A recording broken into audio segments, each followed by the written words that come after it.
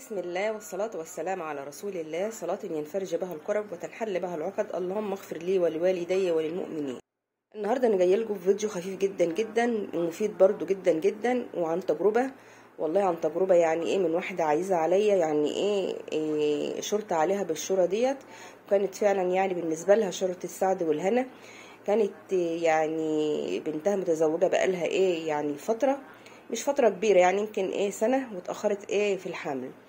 وبقت كل شويه حماتها تقول لها ايه، تروحي اكشفي، انت لسه ولسه يعني سنه، مش 10 سنين ولا 5 سنين ولا حاجه. فبقت تقول لي صديقه عايزه، يعني بقت تحكي لي تقول لي اعمل ايه، انا خايفه يعني. قلت ما راحتش للدكتور؟ قالت لي لا راحت، والدكتور بيقول لها خسي. قلت لها يعني ما عندهاش موانع يعني من الحمل؟ قالت لا، ومع ان بنتها يعني ايه مش ملانه، يعني عباره عن ايه 85 كيلو كده. فقلت لها شايفه ان بنتك يعني مناسبه، يعني مش مليانه قوي. طيب ايه، خليها يعني ايه تقرا السوره ديت إيه كل يوم. قامت قالت لي انت عارفه بنات اليومين دول يعني ايه ما بيعتقدوش في الحاجات دي، مع ان حرام، يعني المفروض نلجأ لكتاب الله في كل شيء يعني. قلت لها خلاص اقريها انت بنيه ان بنتك ربنا يرزقها ايه الذريه الصالحه. إيه اقريها ايه بعدد معين يوميا. ففعلا قلت لها على سوره الاخلاص. كنت انا سمعتها ايه من شيخ كده في التلفزيون، وجربتها انا مع نفسي، وفعلا جابت يعني ايه نتيجه.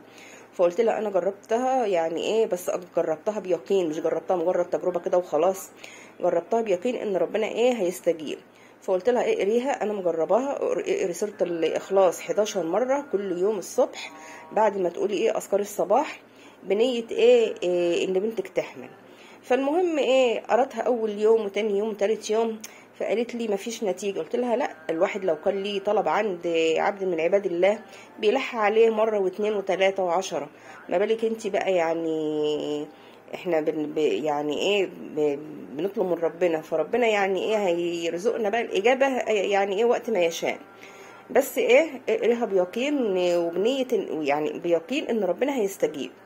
حطي كده في ذهنك ان ربنا ان شاء الله هيستجيب.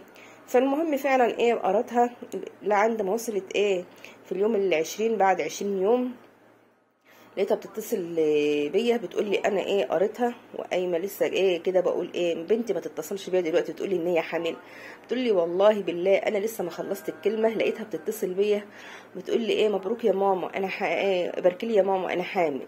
بتقول لي بقيت طايره من الفرحه ومش عارفه يعني اعمل ايه، سجدت لله شكر ان هو استجاب لي يعني. بتقول لي ومن يوميها وانا واخده الورد ده على لساني كل يوم، ان انا اقرا سوره الاخلاص 11 مره الصبح بعد ما اقول اذكار الصباح، عشان برضو ايه ما تلهاش في شغل البيت بقى والشيطان يلهيني ان انا اقولها. بقيت اقراها كل يوم 11 مره، وفعلا في اليوم ده لازم اسمع خبر حلو او يجيني رزق من عند الله. إيه ففعلا يعني انت شفت عليا شورى جميله، ويعني اي حد فعلا بيبقى له طلب عند ربنا فبقولها له. فعليكم بسوره الاخلاص 11 مره كل يوم لو ليكي طلب عند ربنا. وعن تجربه زي ما قلت لكم اهوت ايه الذريه الصالحه. إيه وعقبال كل واحده يا رب كده تتمنى ان ربنا يرزقها ذريه صالحه. ويا رب الفيديو يكون خفيف ظريف استفدتوا منه بشيء، واعملوا الوصفة الجميلة دي، مع ان هي يعني كتاب ربنا ده مش وصفة، ده منهج حياة والمفروض نمشي عليه. وان شاء الله تدعوا لي دعوة حلوة من قلبكم، واستودعتكم الله الذي لا تضيع عنده الودائع، في حفظ الله وامان.